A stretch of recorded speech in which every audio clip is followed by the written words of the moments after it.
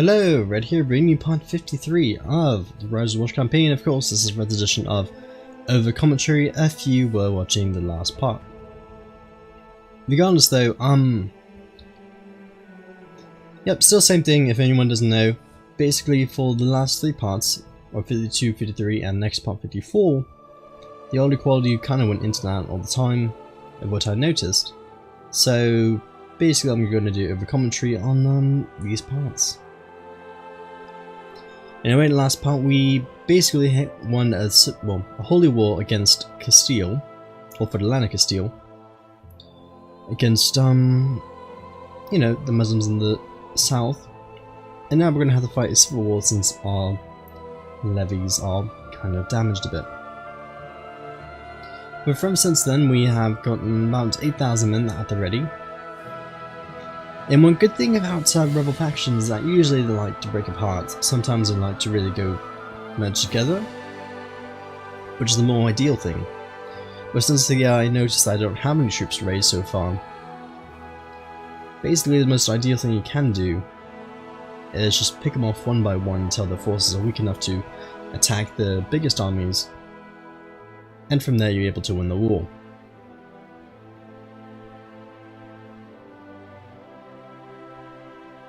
You know, one thing I haven't really mentioned, I don't really talk about this too much, especially during actual recording sessions, is that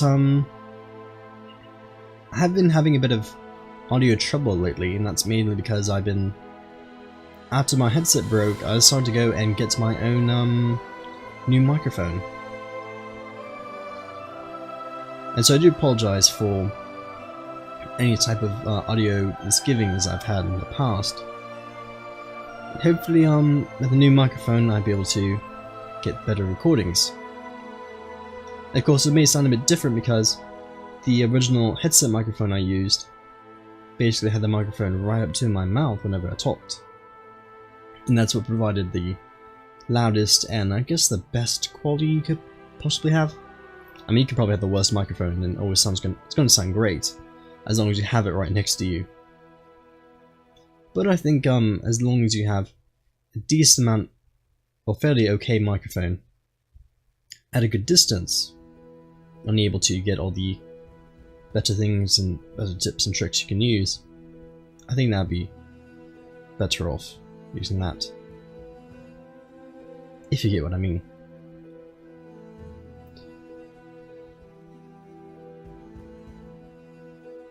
Regardless though, as I previously mentioned, the AI really will not go and fight me too much, or even really assault too much. They notice that I have raised lots of troops, so they're sending down the 5,000 back to England, which gives me a good amount of time to actually have a good amount of troops ready. So I'm going to send the men from the capital down to merge with the other good amount of troops there to attack these 2,000 men. So once that's taken care of, we'll definitely be on our way to winning this war. As well as that though, we do have a small plague growing as usual. And also I'm kind of glad about my capital position, because since I started out in Wales, I was definitely able to go and, well, save myself from lots of plague and disease.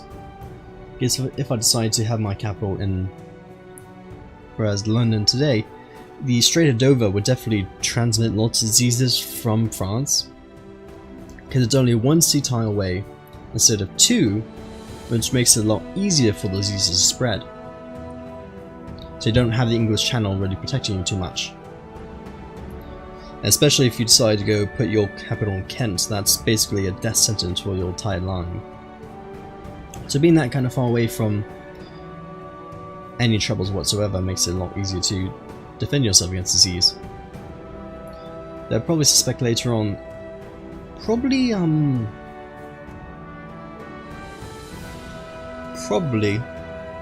fighting the Black Plague is definitely not going to work out so well. Give me a second while I have some water. Regardless though,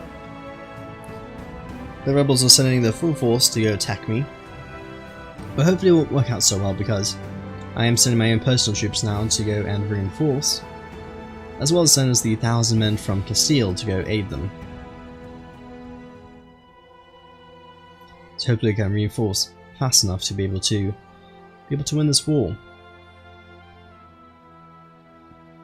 And it looks like we're actually doing fairly well even without the reinforcements, though we probably would have lost if we didn't reinforce our troops anyways. Yeah, there we go, we kept reinforcing and my own troops decided to come in, reinforce the middle, and I was able to fight them back.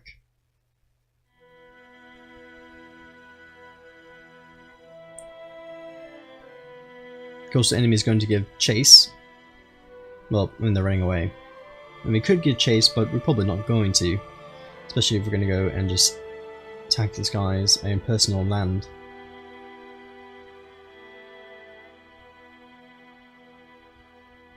Do I assault this or not?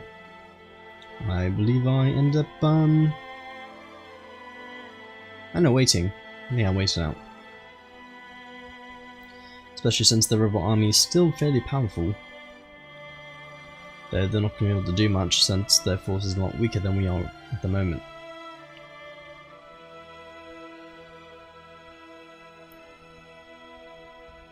Of course, now I think it's a great enough time to go and raise some mercenaries there. I don't think we even really needed it. We probably could have won the war without them. Though it does accelerate the process of winning the war itself.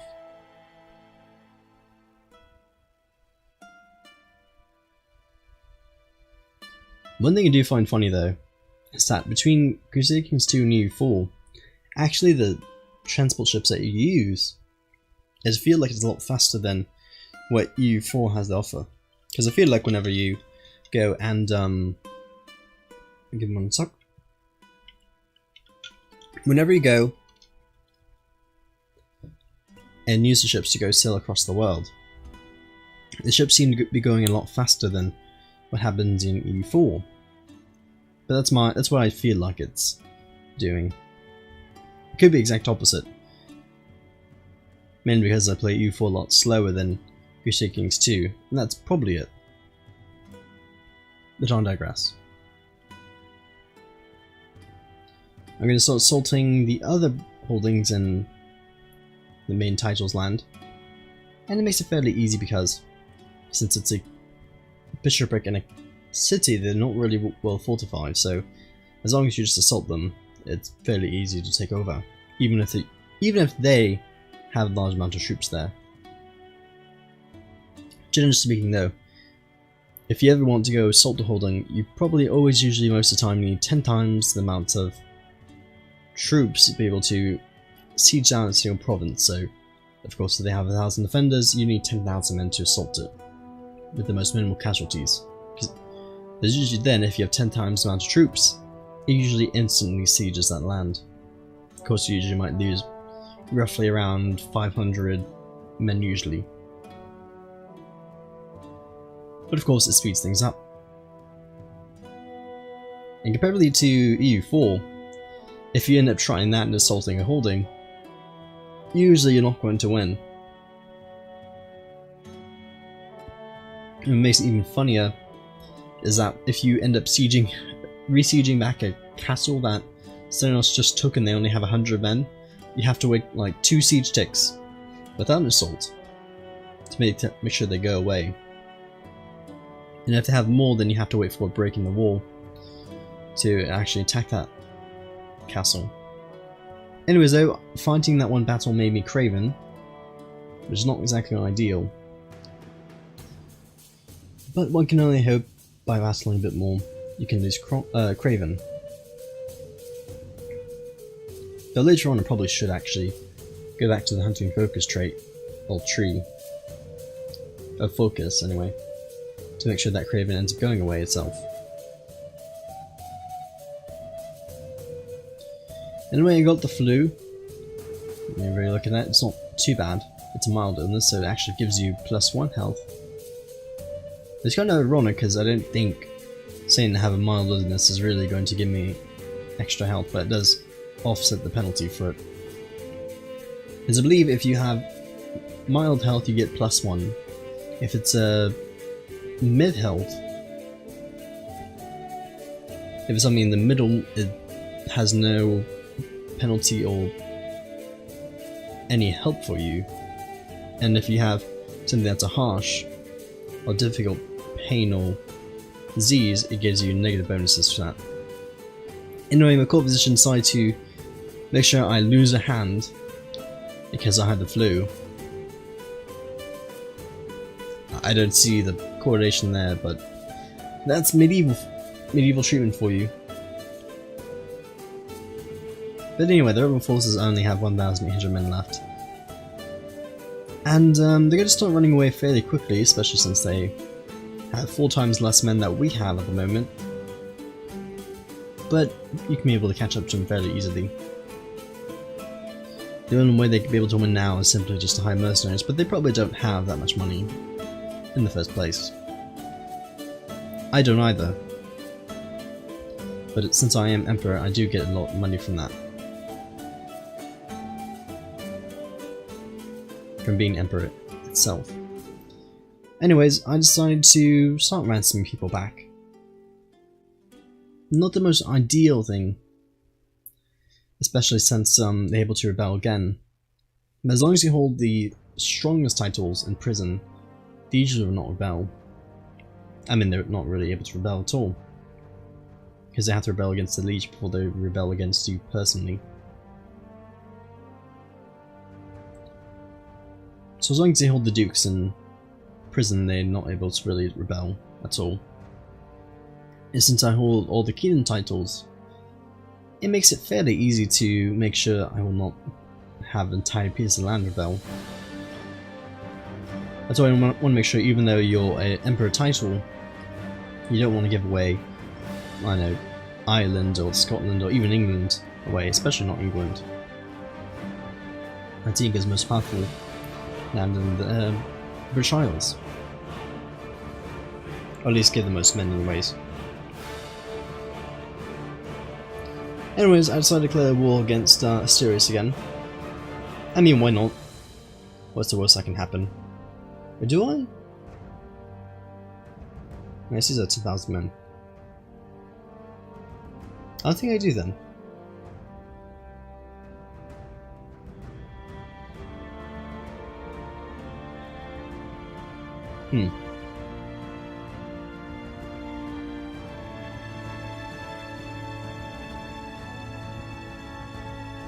I think I'm contemplating about it.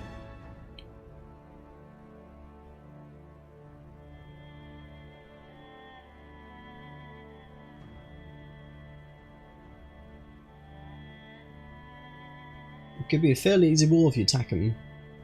And yeah, I do attack him.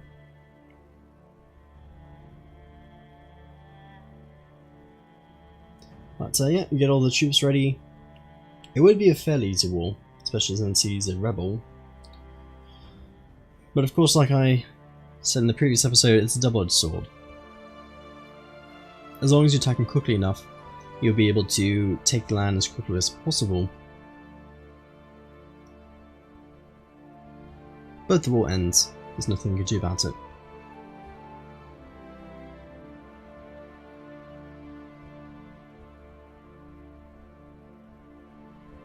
Regardless though, one of the best and or worst things about playing as Britain is that you do have to have and use a lot of boats.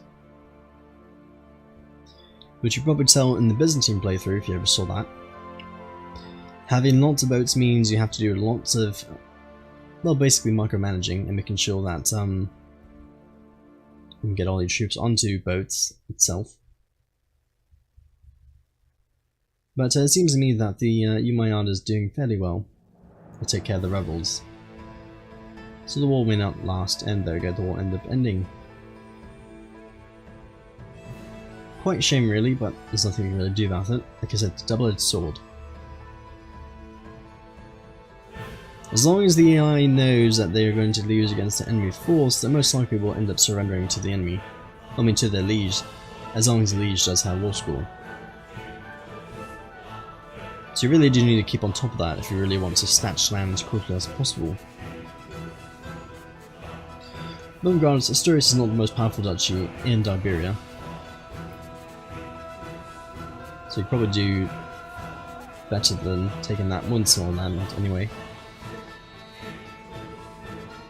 Regardless though, the Umayyad is fairly powerful.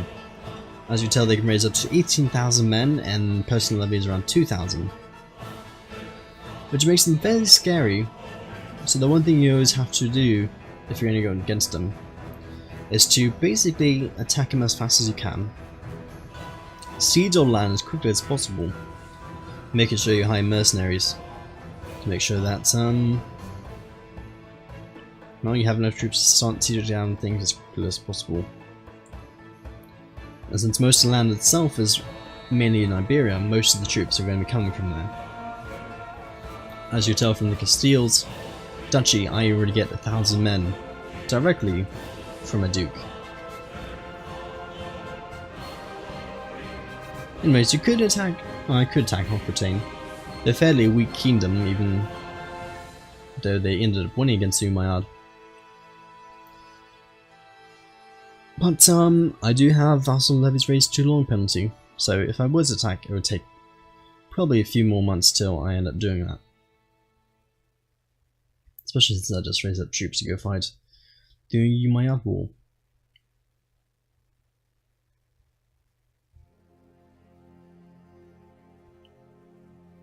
I have noticed though that the Catholicism is doing pretty well for itself. And my sister wanted marshal on the council.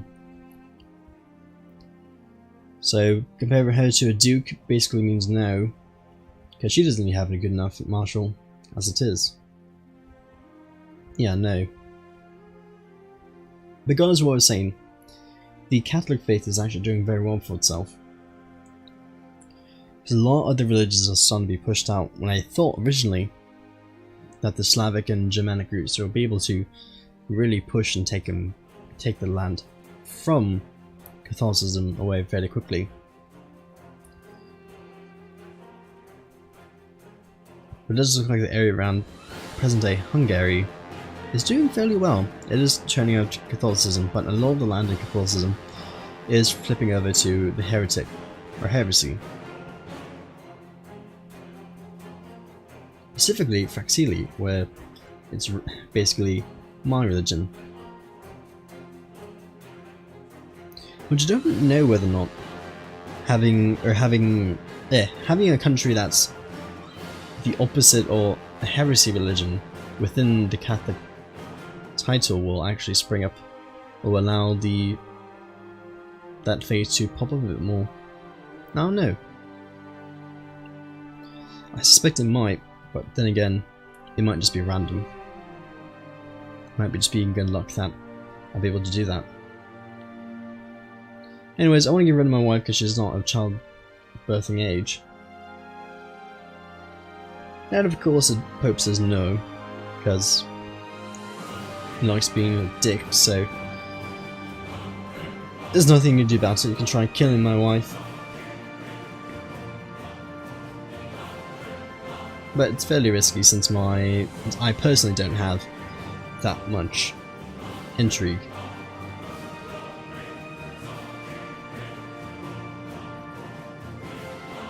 Yeah, no, it's not going to work.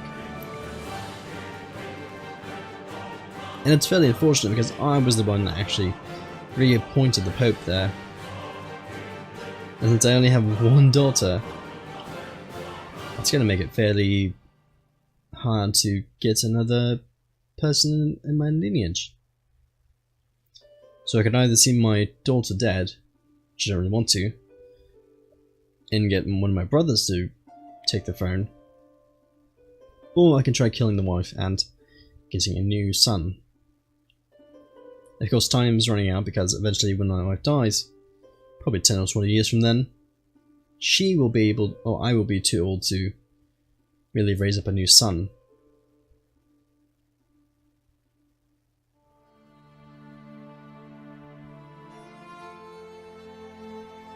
You know, it's quite funny that France still exists. If France doesn't even own Paris, and Germany owns all that land. Oh my, how West Francia has fallen. Once is great, but the colonies? I know that family line that owns all of it usually doesn't do too well for itself. The Carlings. They might still exist if I do check. Probably still doing well for itself, but they will not get as powerful anymore. Especially if they did lose their primary titles.